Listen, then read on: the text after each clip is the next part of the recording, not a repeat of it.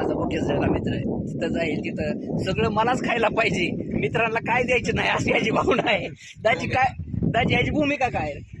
अशी भूमिका आहे, काय जरी खाल्लं तरी पहिल्यांदा त्यालाच पाहिजे असं. सगळं त्यालाच पाहिजे. म्हणजे वडापाव म्हणा नका, मिसळ पाव म्हण नका, त्याला इव्हन इडली जरी दाखवली तरी मलाच पाहिजे. अरे काय मित्र तुला का, असा कुठं मित्र असतो का?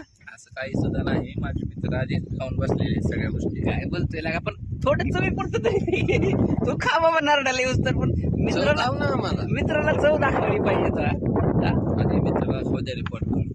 नाही हे बरोबर नाही बरं का दादा. काय होतं एक लक्षात घे, कसं असतं, माणसाचं आयुष्य आहे छोटसा. मस्त आता तिथं बसून वडापाव खातोय, मस्त वातावरण झालेलं आहे, मागं घाट आहे, इकडं आपण बघतोय जबरदस्त वातावरण आहे, गोपंदाचा आहे.